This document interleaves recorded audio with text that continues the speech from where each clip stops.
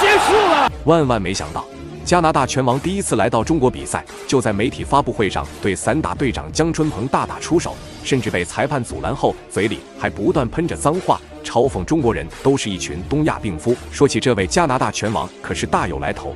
他就是来自加拿大80公斤级世界第一的西蒙·馬庫斯，因為在泰拳界有着極強的統治力，所以也是被拳迷粉絲親切地稱為地獄魔王。來中國短短半年便拿下16戰16次 KO 的恐怖戰績，更是曾在一場比賽中将中國選手顶膝干碎头骨，當場猝死擂台。現場醫護人員根本對其束手無策，只能送上搶救車進行搶救，但很可惜最終沒能救活。然而對手非但沒有絲毫的同情，甚至還當众跳起了舞蹈慶祝。見此情形，我們中國赛事方無奈只能搬出不败王者死神方便緊急出關，來迎戰這個沒有人性的加拿大拳王。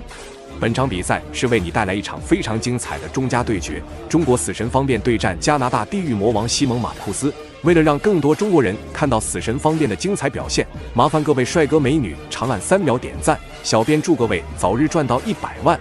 比賽一開始，雙方選手便拿出了自己絕對認真的態度。要知道，台上的2位都為這場比賽賭上了自己畢生的榮譽，一旦輸掉比賽，不僅會斷送自己的連勝生涯，甚至就連世界排名都會一落千丈。尤其是死神方便，更是要把控好双方的比賽節奏，千萬不能給到馬庫斯安逸的進攻空間。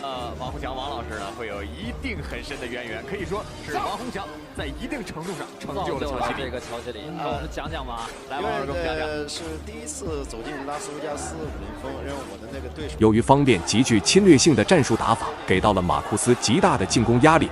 馬庫斯也是當場惱羞成怒，對着方便的內圍便發起了猛攻。好在方便的反應非常頂級，這才勉強扛住了對手的第一波兇猛進攻。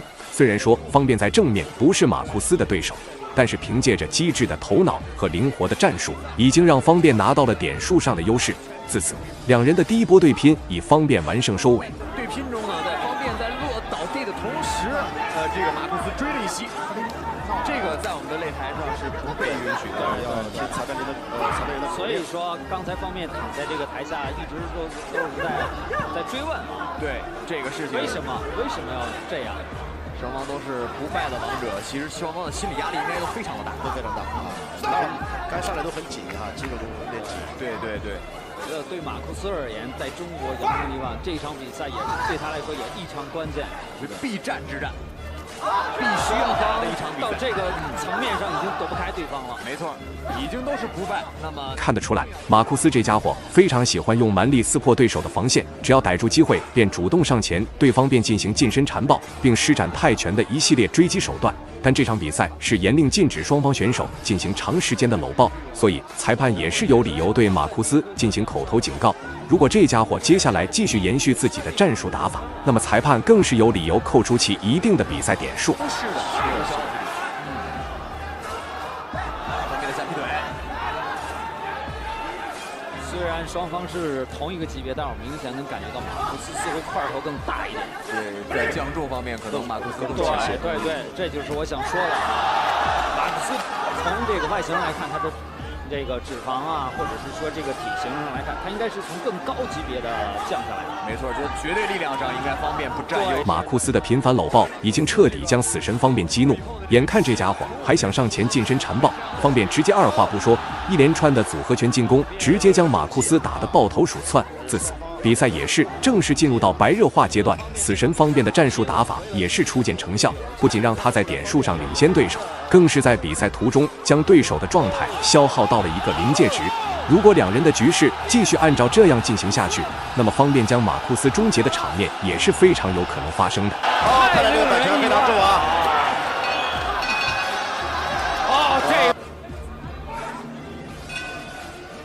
好，第二回合比賽開始。在第一回合，雙方進行了一個電光火石的這種。被擊倒一次的馬庫斯狀態明顯不對，可能就連他自己都想不到，竟會被死神方便打得如此狼狽。看得出來，他這一回合的進攻更加兇猛，能夠明顯的感覺得到，他非常想要打開局面。不過方便的拳頭同樣不是吃素的。如果說第一次擊倒算是死神方便運氣好，那第二次的擊倒便足以證明方便強悍的實力。馬庫斯機會了，抓住機會！又一次擊倒。比賽結束了，3次比赛結束了，還要再打，還要再打，這一回合還有再最後一次的 KO 機會。馬庫斯已經沒有反抗能力了，我覺得。比賽結束了，3次擊倒，按照規則不需要再讀秒了吧？不需要再讀秒了。創造了奇蹟。比賽結束了，死神方辩用自己的重拳成功為對手的連勝生涯畫上了一個完美的句號。自此，馬庫斯統治了長達5年時間的中國拳壇也是第一次迎來了曙光。不僅現場觀眾情緒激動吶喊中國加油，就連現場主持人都當場激動到落淚。死神方辩不僅捍衛住了自己的連勝生涯，更是向世界證明中國功夫不是花拳繡腿。那麼最後也是讓我們恭喜方辩拿下了比赛的勝利。本期视頻到這裡就結束了，觀眾朋友們，我們下期再見。注意看，眼前紅色拳套的選手就是日本天才拳王朝九玉贵。此人下手是相当的狠毒，经常以摧枯拉朽的重拳打到对手面目全非、血肉模糊，甚至是暴毙当场。迄今为止，他已经在中国拳坛拿下了9战9勝的不败战绩，更是被日本媒体稱為中國人的死神。那今天他再一次前來中國踢館，聲稱要拿下10連勝。中國功夫都是花拳繡腿，我已經拿下了9連勝。接下來我會繼續稱霸中國拳壇，將中國廢物統統踩在腳下。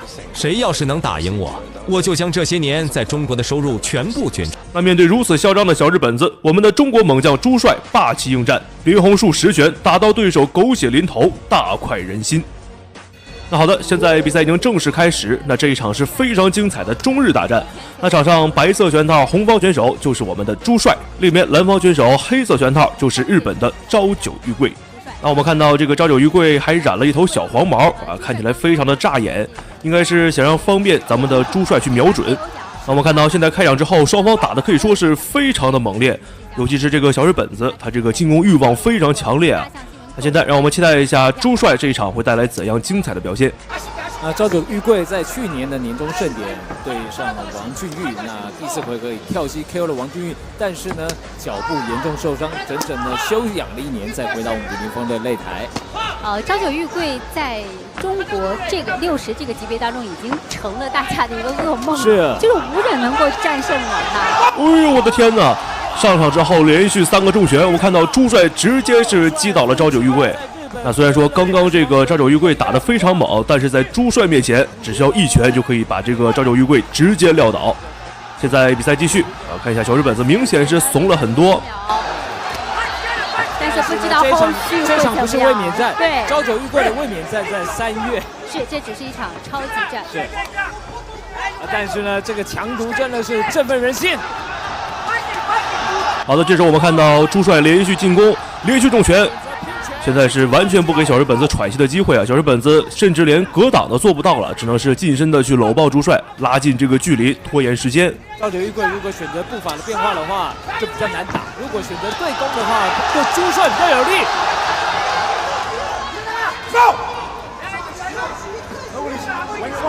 現在朝九玉貴的這個腦袋還是非常清楚的，是一直在瞄他老爸，他老爸一直下指令。過去他老爸第1回合是不會下指令的，現在呢沒辦法，被朱帥打倒之後，對，緊張了，不得不下指令。其實朝九玉貴的老爸對朱帥有一個評語，就第1回合就能 KO 了這個日本最厲害的普部公野，他覺得非常了不起啊。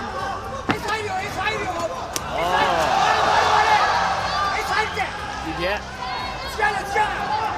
朝九玉貴1年後的這朝九賭，這位就是朝九玉貴的父親，是他號稱在街頭200場不敗，他是空手道的高手，對，空手道高手。其實他們本來是他們的道館是小小破破舊舊的，那朝九玉貴在武林風一戰成名之後啊，他們現在的這個道館變成1000平方米的這種很大的道館，然後學生好幾百個人，常常呢這個裡面塞不下，要到外面空地去練。好，驚濤駭浪之中，還有10秒。朝九玉貴撐過了第1回合，但是呢，這個朱帥漂亮的強毒。好，第1回合。好的，現在第1回合比賽已經結束啊。第1回合，咱們朱帥是拿下了非常大的優勢啊，不僅僅是1次擊倒，而且還有連續重拳打到這個小日本子，甚至是有一點懵了。那现在让我们期待一下，在稍作休息过后，第2回合咱们的朱帅会带来怎样精彩的表现。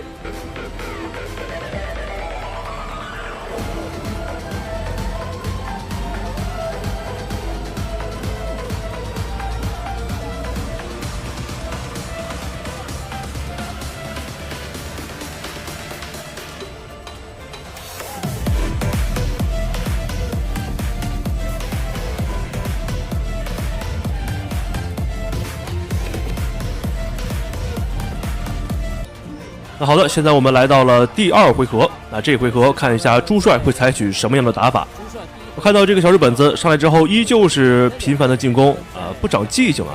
而且这个小日本子非常的喜欢用腿法，因为这个日本的跆拳道主攻腿法。但是今天他遇到了咱們的河南腿王朱帥，那在朱帥面前，所有的腿法基本上都可以算得上是花拳繡腿了。好的，我看到朱帥又是一记重拳。小日本子现在被吃到的拳头非常多呀。对战斗艺术的一个较量，就从这个朱帅所带的辽宁创新来讲，我也有跟他的教练张涛之前的话，他们就是对阵外国的高手的时候，他们首先想做的是要防守，怎么样防？现在不是这样，他们会针对这个对阵的对手做研究，然后做出这个比较详细的一个作战计划。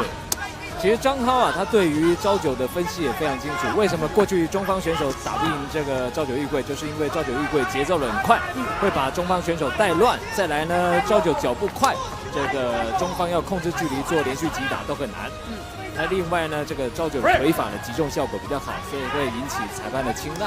那以上呢，這幾點都已經被朱帥給破解了。對，因為他們團隊做了這個比較細緻的研究。是。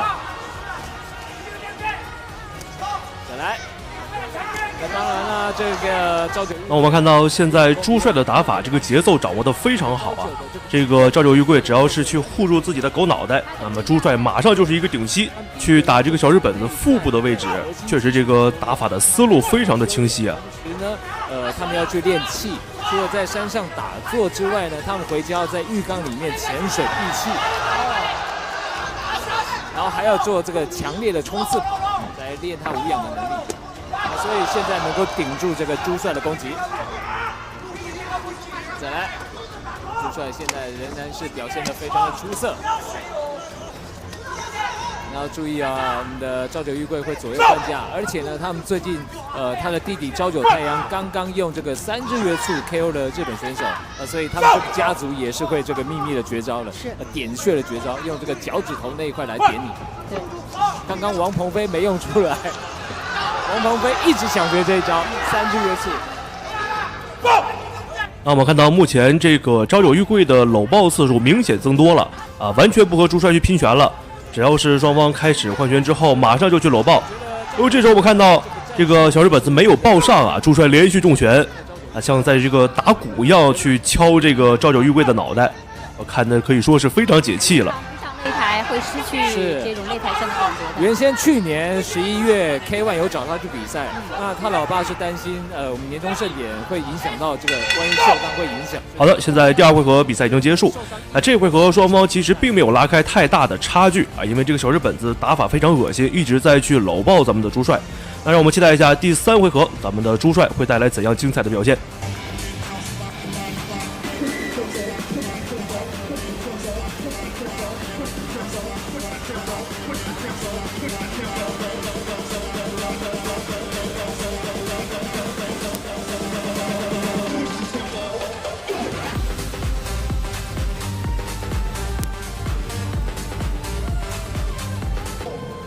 好的，現在我們來到了本場比賽的第3個回合，也就是本場比賽的最終局了。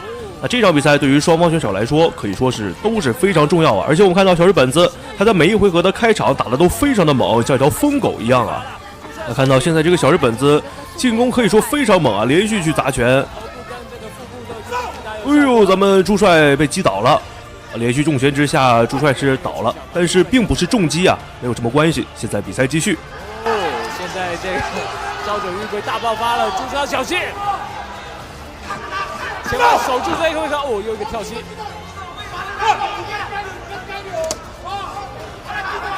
哇！那我們明顯可以看得到，這個朝九玉桂在最後一個回合是拼盡了全力啊，因為前2個回合他是處在一個劣勢，完全被朱帥壓着打。啊，這回合小日本子拼盡全力，看一下朱帥該去如何應對。是朝九搶到你的背後了，再來哦，接腿，好，又搶背了，你看。但是裁判還是会这个提示朱帥啊，不要把背給對手。對的。好，這就是有經驗的運動員，他會利用技巧啊，而且讓裁判讓裁判去提醒。哦，哇！原地的跳起。哇，果然這個超級的無氧訓練啊，對於朝九玉桂的第3回合有非常大的幫助。而且這個朝九家族啊，他們在整個戰鬥的意識啊，他相當的強調，在日本的原話就是訓練瞬間的一個認識跟閃念，就是一個閃電之間的一個念頭。我們老爸的一個家傳的一個心法，相當的這個深奧。哇，今天朝九玉桂的老爸也是比較辛苦。好多我們看到朱帥連續助拳，雙方開始拼拳，但是小日本子明顯快要招架不住了。這個時候，朱帥處在上風，小日本子又開始他的摟抱戰術。明顯這個時候，小日本子已經不行了，應該是撐不了多久了。看一下朱帥下一步能否乘勝追擊。好，至於朝九玉桂的這個日本站就是3月28號。另外呢，有一條70公斤級的這個腰帶穆瑟夫呢，因為是去年5月產生的，所以規定1年之內要打衛冕戰，所以會安排在今年6月之前會打掉。這也是之前觀眾在問的，特別跟觀眾說明一下。好，回到場上來，再來，說一下，還有10秒。對，朝九的拳法比較粗，但是呢，他拳裡面夾着膝法，不好對付。好的，現在比賽已經結束了，那雙方在第3回合打的是空前的激烈啊。那雙方現在沒有產生 KO， 讓我們期待一下最終裁判的判決結果。那最終朱帥是以點數的優勢贏得了朝九玉桂。那最後讓我們恭喜朱帥獲得了本場比賽的勝利。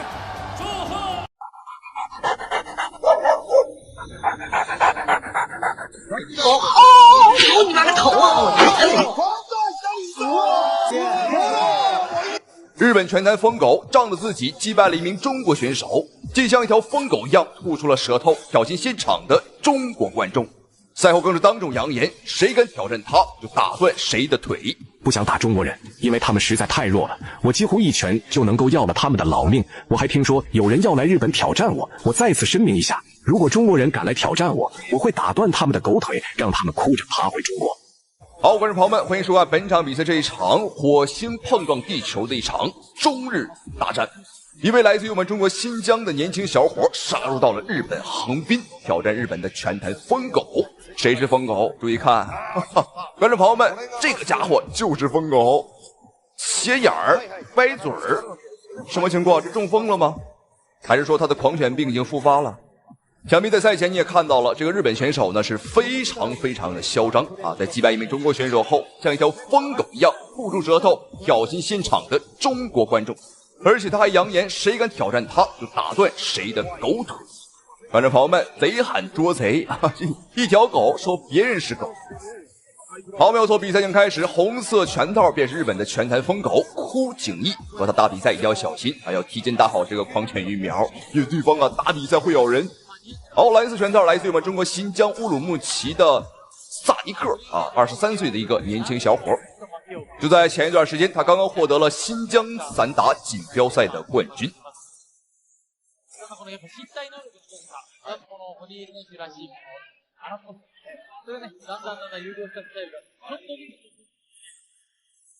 我們從薩迪克以往的比賽上來看呢，他是一個綜合實力比較強的選手啊，攻防兼備。比如我們看他的防守不錯，很緊實。哎呦，為何行如此大禮？是想認我們當義父嗎？你想，但是我不想收你個乾兒子。哦呦，要小心！剛剛說到薩迪克的防守不錯，那這個頂膝是打到下巴了。看萨迪克的情况应该是没问题。我们看萨迪克的眼神当中啊，充满了坚毅。哦，再看日本选手的小眼睛，我们一个眼球啊，能毁对方2双眼睛。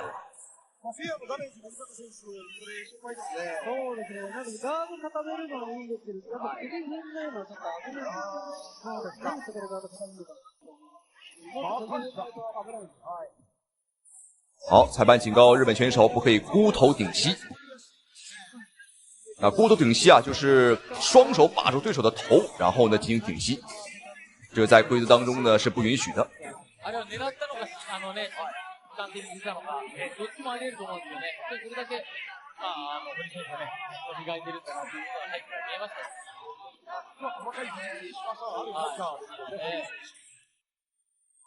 我們目前來看，薩迪克這場比賽呢打的的確啊是有些艱難，畢竟是客場作戰，對方呢有着主場優勢啊，所以說像一條瘋狗一樣瘋狂的進攻。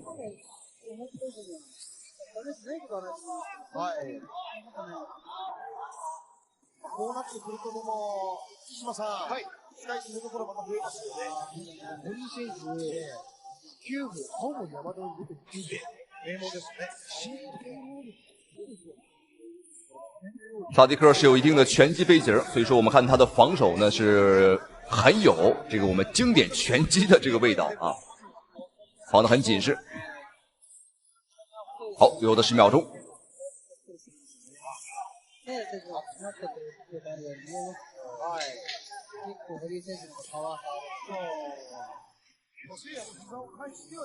第一回合沒辦法，對方是有一次讀秒。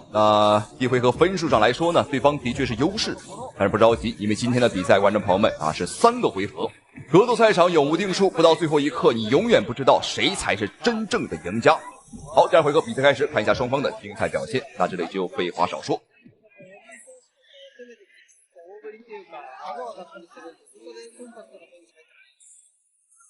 好漂亮，大腳踹臉。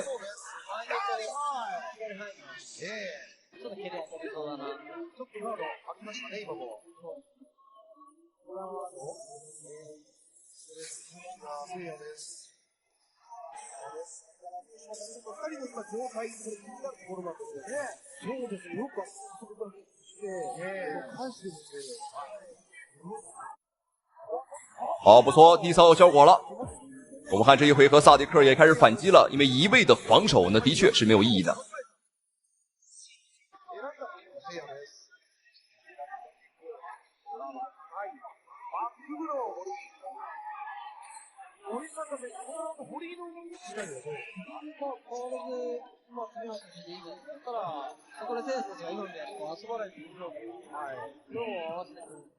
我們看新疆小伙薩迪克的眼神當中啊，充滿了堅毅，的確有一股視死如歸的狀態。打日本選手啊，你的確必須得有這種心態，要麼我打死你啊，要麼你打死我。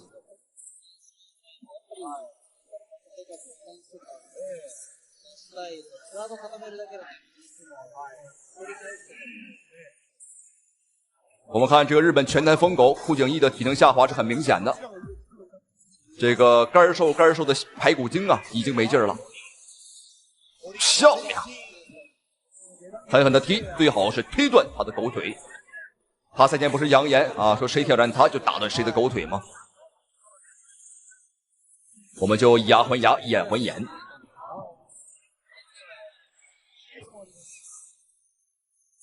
薩迪克的防守真不錯啊，可進可退，可攻可守，是一個難得的6邊形選手啊，綜合實力的確是夠硬。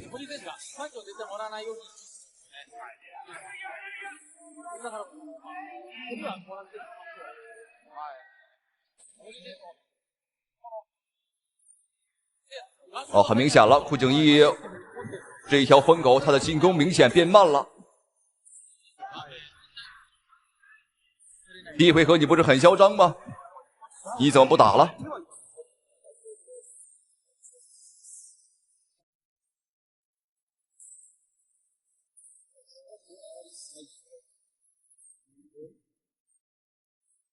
裁判警告雙方呢，不可以過多的摟抱。我覺得這個裁判眼神兒，觀眾朋友是不好啊。明明是对方搂抱臂，哎，高位顶膝有效果，倒了啊！这个站不起来了，结束了。好，开始骂人了。哦，因为裁判终止了比赛，他有些不满啊，他表示自己还能打。煮熟的鸭子，观众朋友们啊，就剩嘴巴它是硬的了。那刚刚我们很明显可以看到，他连站都站不稳了。好，非常精彩，以其人之道还治其人之身。萨迪克用对方第一回合打晕自己的方式还给了对手，太精彩了。打比赛之後，薩迪克連瞅都沒有瞅對方一眼，非常精彩。讓我們再看一下這個精彩回放。哇，一記霸氣的飛膝。好，再次恭喜這位新疆小伙薩迪克，太精彩了。那同時非常感謝屏幕前您的收看與支持，咱們下期視頻再見。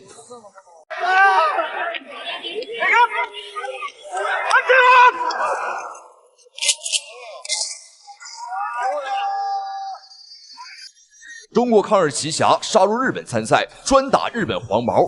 遇到他的日本黃毛，不是被打成擔架當場抬走，就是被亂拳打到猝死擂台。總而言之，沒有任何一個日本黃毛能在他的面前站着走出擂台。原本這場比賽只是一場普通的中日對抗賽，但是沒有想到日本選手卻狂妄至極，稱中國選手完全不配和他打比賽，讓原本看日本選手就不爽的中國選手更是憤怒至極。好，觀眾朋友們，這場比賽為您帶來的是一場非常精彩也非常解氣的一場中日大戰。一位抗日奇俠、抗日小將來到了日本東京，那這名小伙子非常有特點，他專打日本黃毛。你沒有聽錯啊，只要看到日本人他是什麼雜毛小黃毛，他立馬就會發起挑戰。好，我們注意看他的對手正好他就是個小黃毛。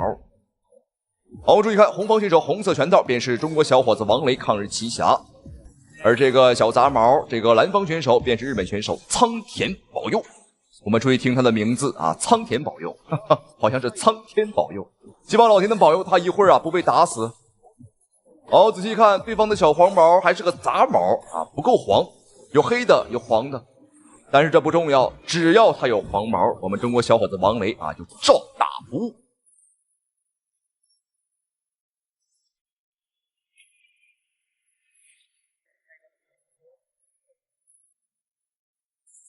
好漂亮，連續兩個後手，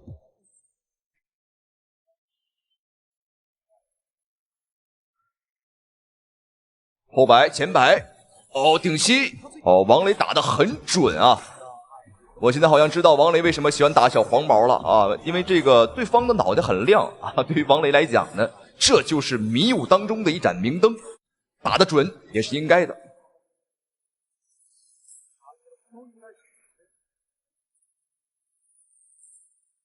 王雷剛一開始這個比賽打得就很開也是想快一點呢，建立自己的優勢。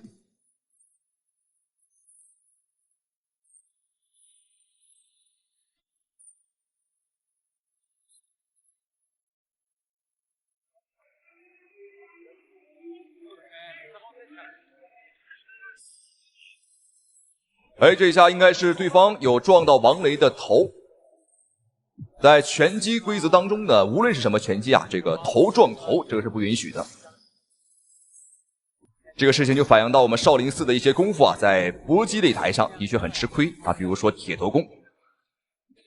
今天說起這個黃毛呢，的確我們可以發現現在我感覺一大半以上的日本選手，我們能看到的基本上全都是雜毛或者說黃毛，很少有正常頭髮顏色的花花綠綠紅的綠的藍的紫的。很像我們中國2000年初這個殺馬特，這個殺馬特和這個洗剪吹的類型。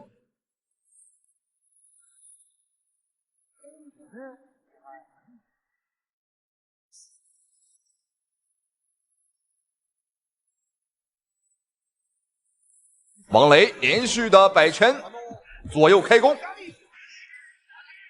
頂膝，頂膝打晃，這一下讀秒沒問題。我們看倉田保佑，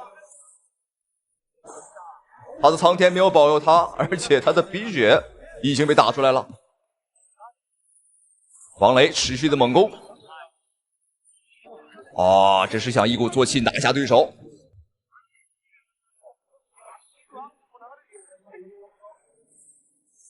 注意时间，第一回合還有最後的20秒鐘。哦，打瘋了，這是。我們注意看這個小黃毛、小雜毛已經被打得飛血橫飛，還在擦，你擦什麼擦？你擦你也止不住。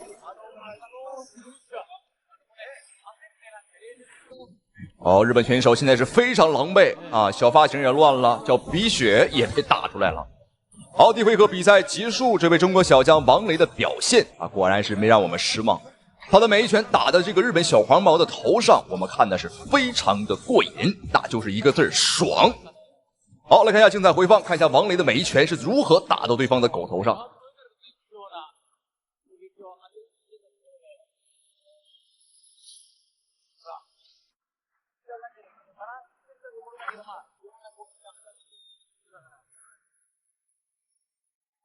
好，接下來準備看一下雙方第二回合的精彩表現，第二回合的精彩對局。大家不要認錯了啊！黑色頭髮小伙是王雷，金毛便是日本選手蒼天保佑。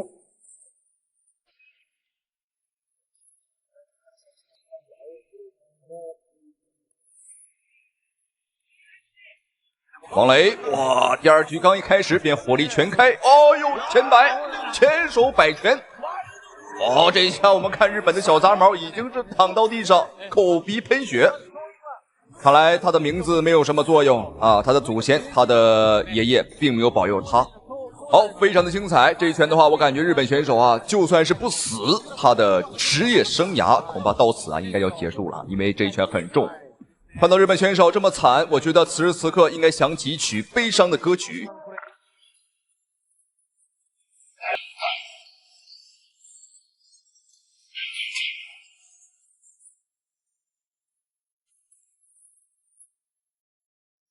好，注意看一個細節，王雷在拿完獎之後啊，甚至沒有瞅對方一眼，直接走了，獎盃也不要了，因為我們今天來的目的就是要打對手，而這個小黃毛啊，已經被綁成了擔架，像個大閘蟹一樣，五花大綁的，應該要送去搶救了。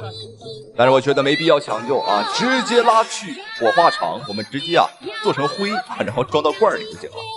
好，觀眾朋友們，那接下來這場比賽呢更為精彩了，同樣也是一場中國小伙在日本參賽的一場精彩對局。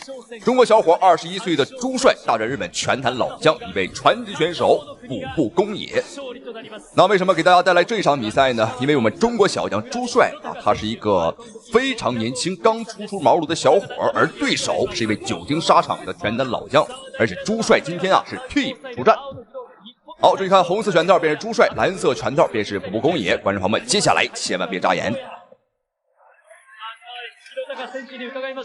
うレベル違うな。もう最初分かっちゃいました。勝って当たり前です。で、これ勝って当たり前なんです。で、成績見ても、レベルが違うんですよ。レイリーと比べてもだいぶ格下の選手。はい。で、こうやってやらなきゃいけない部分で、どんなパフォーマンスを見せるか、みんなそれ期待してて、勝つは当たり前です。はい。その兄、平高選手からの言葉。平高選手、当然それは浦部も分かっているのかもしれません。荒野の方も。その頭の中にそれあるのかもしれませんね。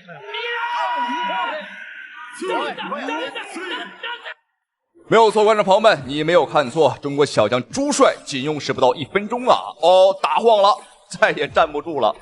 在不被任何人看好的情況下，朱帥這個小伙子完成了一場不可能完成的戰鬥啊，完成了逆轉，創造了奇蹟。那麼恭喜這位年輕的小伙。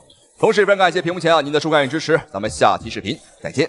注意看，這絕對是中國猛將打韓國人最殘暴的一場比賽，雙手死死勒住對手脖頸，直到對手吐血3聲，卻仍不肯停手，險些身亡擂台。然而，這名韓國冠軍落得如此下場，全都是因為他聽信了韓國主持人的鬼話。好好請教 ，Made in China, no, Made in Korea, check. 然而，正是這場比賽讓一眾外國選手認識到了中國人的強悍之處。廢話少說，為了讓更多中國人看到楊卓的精彩表現，麻煩各位帥哥美女長按3秒點讚，小編祝各位早日賺到100萬。比賽正式開始，黑色拳套便是我們的中國勇士楊卓，紅色拳套則是韓國摔跤冠軍楊景浩。此時的楊卓正是當打之年，不管是身體素質還是反射神經，都處在其職業生涯的巔峰。但沒想到憑此實力都沒能震懾住韓國官方，最終無奈只好和這名韓國冠軍打上一場。表面上是邀請楊卓打比賽，實際上只不過是為了拿中國選手刷戰績罷了。但中國勇士絲毫不懼，當即飛往韓國接受韓國冠軍的指名挑戰。這次絕對要將中國功夫發揚到世界舞台。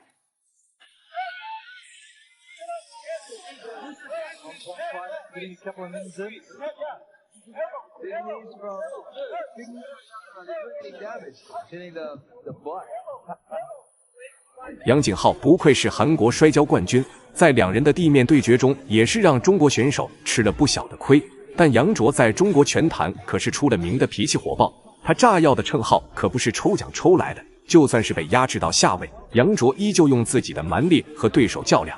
杨景浩想要短時間內將中国選手擊敗，更是天方夜譚。於是改变策略，轉而消耗楊卓的體力。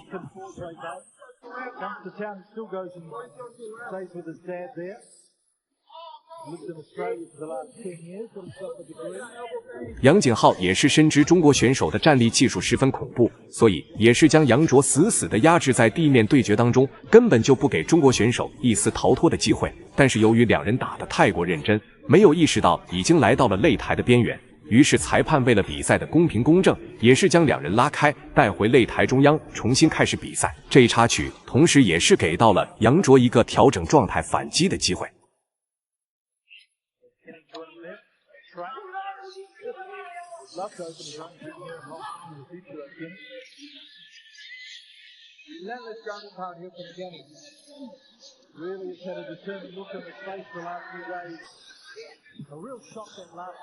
從比賽開始進行到現在這個階段，楊卓完全可以說始終被壓制在地面對決的劣勢位置，這也讓現場的中國觀眾狠狠地為其捏了一把汗。好在楊卓的韌性非常頑強，不僅沒有因此陷入劣勢，反而打出的攻擊總是精準命中對手的狗頭。從比分上來說，更是中國選手更占優勢一些，似乎是打得有些太過入迷，不小心用肘部進攻對方選手的狗頭，裁判也是急忙上前進行口头警告。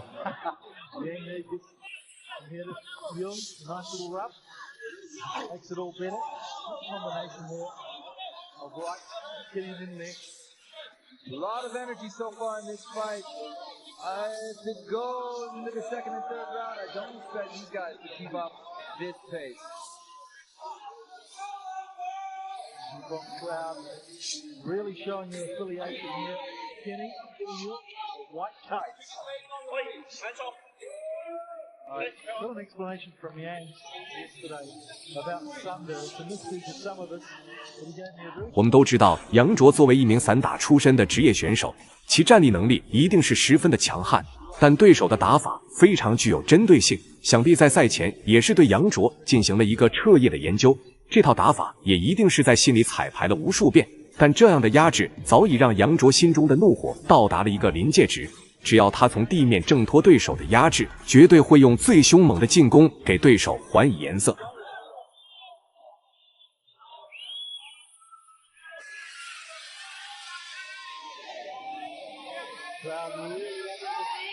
So far, Young's back up on his feet.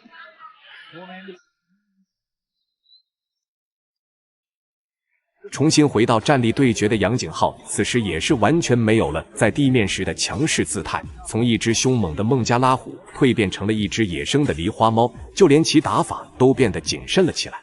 不過這一切都只因為楊卓的戰力技術實在太恐怖，一旦失誤被楊卓抓住機會，那這家伙的下場一定是宛如案板上的魚肉，任人宰割。不願屈居人下的楊景浩再次嘗試施展下前抱摔，妄想再次將楊卓帶入到地面對決。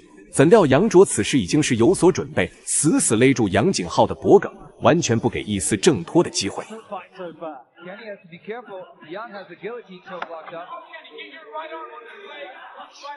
Goes for the knee. He does look a bit tired already. 15 seconds to go. Holding on to the end of round one. This fighters from China so tough and determined. Definitely. All from the north of China, been handpicked. Go to Beijing. Training with the top team. So.Good first round, gutsy first round. We're loving it. 比賽來到第二回合，楊景浩再次嘗試主動進攻，不斷逼近楊卓內圍，其戰術打法也是十分明顯。擺明了要在這一回合終結楊卓，獲取比賽勝利。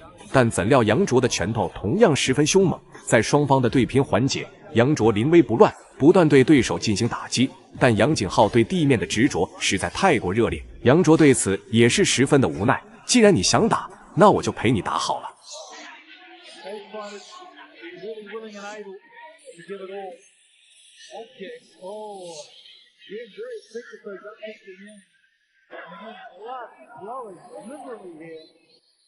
With 4 minutes left in the fight, obviously opened it up again on the lip of Gill. This will be, if it goes the distance, fascinating point decision. It'll be interesting to see how the judges go with this one, that's for sure. 就当两人在地面激烈互拼的时候，杨卓通过其锋利的肘击，也是成功将对手的額頭開了一道口子，現場擂台上瞬間布滿了鮮血。裁判也是不得不臨時暫停比賽，通知現場醫護人員為楊景浩檢查傷口。畢竟比賽輸贏是小問題，如果因此喪失性命，那可就得不償失了。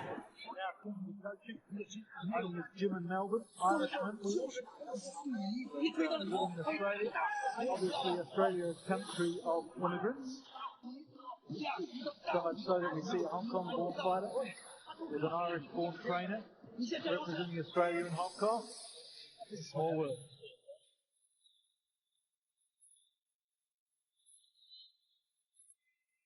Familiar with grappling style, double leg takedowns that are really, really low.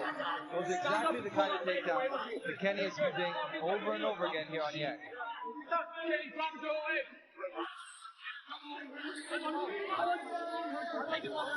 Real stalemate now as there's only half a round left of this fight. Kenny holding on.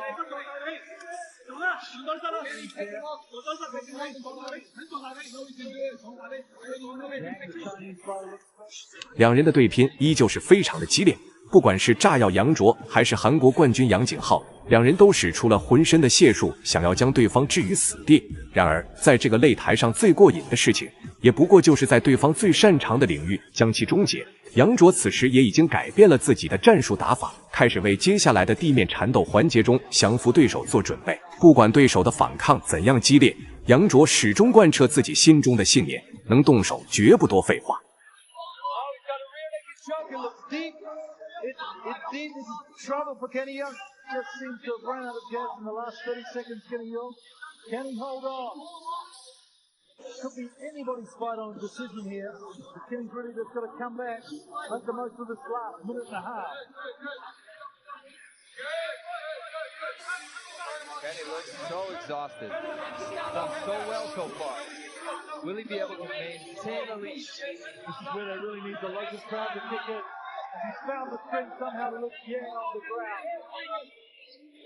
Oh, that jump's deep. Oh, no, this looks bad for Kenny. Kenny holding on. He's got a minute to go. Looking in real distress now, Kenny. 對手直接派手發起投降，最終楊卓也是不負眾望，在對手最擅長的地面對決裡用一記背後裸絞，直接將對手降服。這個結果是令現場所有觀眾都沒想到的，楊卓的表現實在是太精彩了。那麼最後也是讓我們恭喜楊卓拿下本場比賽的勝利。本期視頻到這裡就結束了，觀眾朋友們，我們下期再見。打中國的死神方辯，你有幾成把握？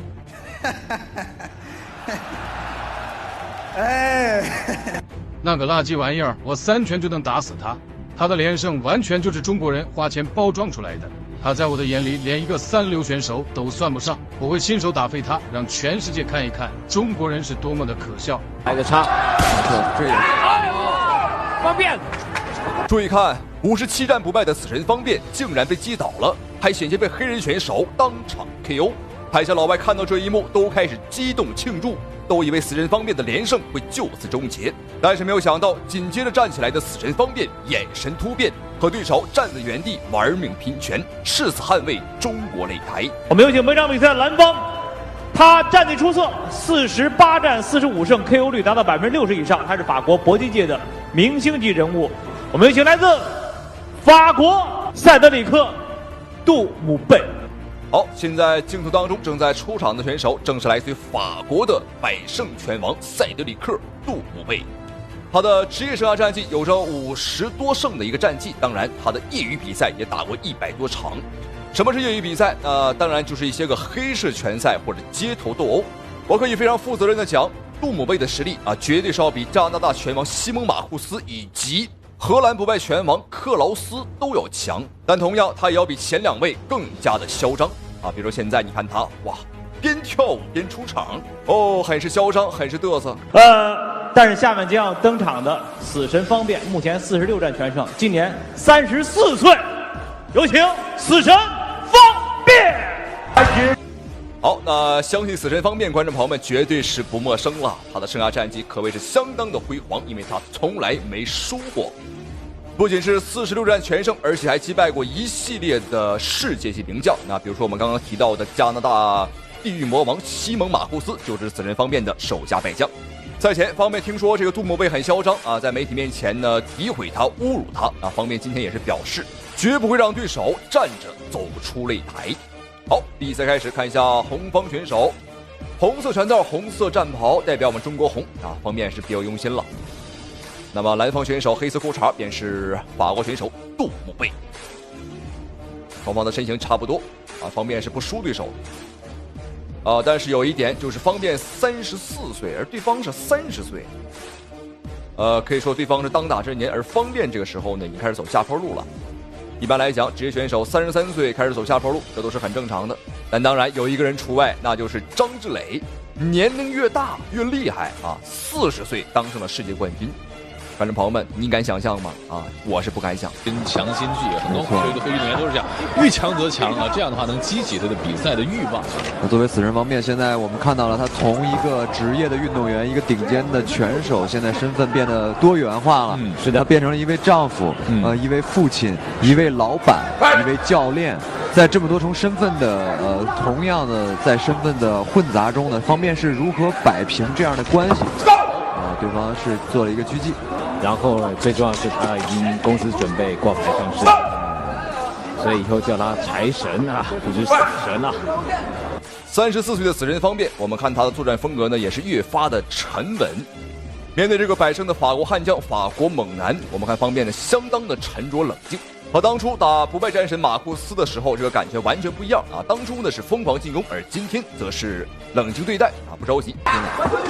漂亮，低位的搖臂，前手的平勾，後腿的掃踢。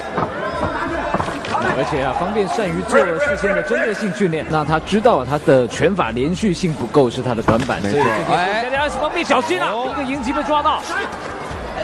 相較於方面的沉穩，這個杜姆貝完全是截然相反。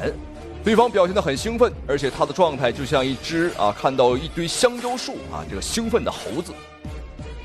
旁邊要小心，漂亮，前手平勾，連續2拳方便的拳單擊能力也是不錯的。那可能連擊方面上可能會差一些，但是在單擊能力上方面還是很強的。連吃到對方2個大擺拳，但是方便是硬扛下來。這說明方便今天的下巴也是經受住了這個杜姆貝殘暴重拳的考驗。好，接下來準備看一下雙方第2回合的精彩表現、精彩對局，觀眾朋友們千萬不要錯過。第2回合的比賽從這第1回合的最後1分鐘看，這場比賽看來是很難善終是，雙方都是奔着把對方直接擊倒或者撂平在這個擂台上為主要目的的。你說其實這樣的比賽，這雙方都憋了一口氣兒我們看誰能先發制人。那剛才就說方便還要借着這一次的比賽證明散打也是一個主流的格鬥技，不會比其他的國家的派別來得差。沒錯，這也是方便。哇，觀眾朋友們，這一下剛剛是非常的危險，但是好在死神方便起身的速度還是比較快的。雖說裁判並沒有給到方便一次讀秒，因為剛剛的話方便是沒有任何被打暈的一個跡象。要小心，杜姆貝是有擊打後腦的行為。對方是假模假樣的舉起了弓。好，賽前杜姆貝呢嘲諷方便說方便的46、47連勝都是刷出來的，都是花錢找人打假賽打出來的。對方可能並不了解此人方面在我們中國散打界的地位是非常之高的。感興趣的觀眾朋友們可以去了解一下，方便是連續應該是4年獲得了全國散打錦標賽的亞軍。有些觀眾朋友們肯定會認為這個不拿冠軍的實力就是不強。但是我想說的是，冠軍每年都在變，而方便每年都不變他只是離冠軍差了一點運氣。因為方面每次在錦標賽拿到亞軍的時候，和冠軍啊只差那麼1-2分啊，所以說呢，實力上漂亮，後手打得很準啊，大腳踹臉，這是方面擅長的一個招式。那這招呢，傷害不大，但侮辱性極強。你可以想象一下，一個人把這個滿腳都是泥和汗的腳啊插到你的嘴裡邊，你看這個杜姆貝已經被激怒了。方便可能不能再拼拳了，是方便的找機會。如果讓二老師給方面一些建議的話，你會有什麼樣的一個建議？如果是我的話，如果是我的話啊，這個時候我認為應該避其鋒芒。方面畢竟有優於對方的移動能力。对方這個打後腦打得非常的明顯，而且還是裁判還是有警告啊。這個我們看到了。但是方面在這場第2回合的比賽中也不樂觀，對，不樂觀，相當的危險，一直被追，相当的危險。確實，杜姆貝的這對拼了，又到了對拼的環節啊！方便不需要這樣對空了，不划算，打得有點不冷靜了。方便這時候實際上避其鋒芒，讓對方的整個的這一回合的氣勢壓下去以後，再從第2回合再找回来，我認為是一個更加穩妥和安全的辦法。好，第2回合比賽結束啊！對於一個34歲的老將來講呢，今天的表現啊已經是非常的不錯了。而且這個杜姆貝啊，經常耍一些個陰險手段來擊打方面的後腦，這是很危險的。因為後腦這個部分，如果重重的打上一拳啊，會打死人。好，注意看，就是這裡，方便是打紅眼了，和杜姆貝開始了拼拳。哇，雙方是拳頭看起來掄的都很猛，但是很可惜啊，都是空拳。好，接下來準備看一下雙方第3回合的表現。那這裡就廢話少說，大家不要認錯了啊！紅方選手死神方便，那皮膚黝黑的便是法國悍將杜姆貝。過了頭。那在上一回合當中，應該說稍稍的有一點劣勢，一定要小心，对方在找機會了。最後這個很重要了。对方在找機會了，我們看對方的眼神已經沒事，不是強毒，你自己跑到中立角耍寶，法國選手來耍寶，還以為躲到那邊了，裁判就會強毒。應該說杜姆貝的這個整個的表現欲還是非常強的。一個搖閃說一定要放鬆，你不要着急。方面這個時候心態有一些這有點着急，手都不拿高啊，出鞭腿效果。漂亮，後白，漂亮，出击，想了很久，想到了追招。虽然說死神方面已經34歲了，但是觀眾朋友們，我們看死神方面隨着比賽的深入啊，他的狀態和一些進攻節奏啊，也慢慢找了回來。好，沒關係，這屬於方面在轉身擺腿的過程當中啊，身體發生了失衡啊。雖然說目前已經到了最後一個回合，雙方局面上看起來啊是杜姆貝好像打得很兇，但實際上觀眾朋友們，我可以很負責任的告訴你啊，方便的分數絕對是不低於對手的。因為方面的每一次進攻啊，打得都很精準啊，更擅長打點數，而杜姆貝更像是一頭野牛，像發了瘋的野牛，只知道猛打猛衝，很野蠻。我相信他依然採取的就是非常習慣的這個套路啊，抽踹前後手的轉控制，方面現在整個戰術變為控制了，我們看已經不再打進去跟對方對拼了，但是動作太大了，他的腿法動作太大，沒有隱蔽性。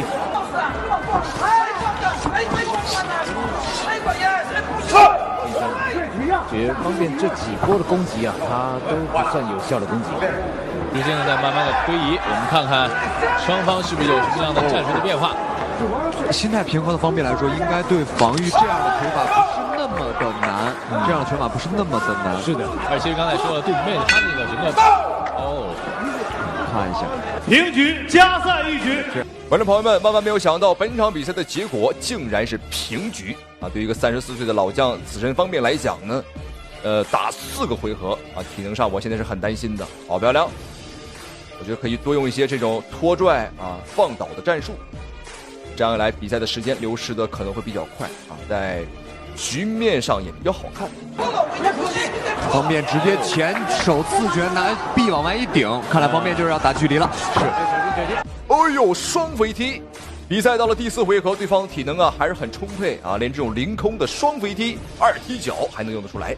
但是剛剛看死人方面腿法也不賴啊，也有一些腿法的反擊調整，而且呢非常重要。這個方面做了很多後擺踢啊，就是後擺踢沒有配合假動作的話，是基本上踢不到。特別是在對方如果不前防備的時候，對，很難。你必須小退一步的時候再做這個後擺踢，比較有用。方便在找点位，你看嘛，他是在找前冲的这个刺拳的明晰，我打得很清晰的情况下，又一拳是要这种一下一下的累积，所以呢拳呢是很重的，相对来说对方的拳没有方便的拳突发速度快，对，那这样方便可以一拳一拳累积自己的优势，也是一个不错的战术。是的。而且现在看杜姆贝，其实整个前几回合打的看起来好像这个比较有效果。双方第4回合的加时赛马上结束。那纵观整场比赛，我觉得方面啊，第4回合现在的发挥是最好的。现在方面你看打完就走，不再和对方这个杜姆贝去疯狂的拼拳，对方毕竟是比较年轻啊，没有错啊，没有错，溜起来，移动，对的，移动，不断突袭，不断移动，好，对。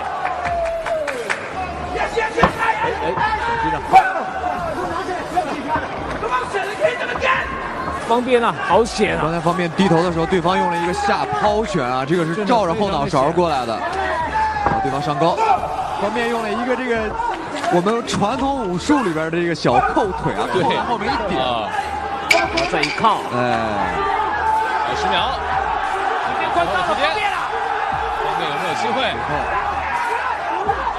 再来一下，方便，你不要让。好，观众朋友们，这场中法大战终于结束。那方面和这个法国拳王杜姆贝大战了4个回合，我们看一下最终这一场比赛的打分。方面在最后一个回合打的是有进有退啊，刚中带柔，柔中带刚，让这个杜姆贝已經是摸不到頭腦啊，打的是暈暈乎乎。First about 10-9. We have a split decision. Your winner in the red corner, Bong Bien. 比赛结果。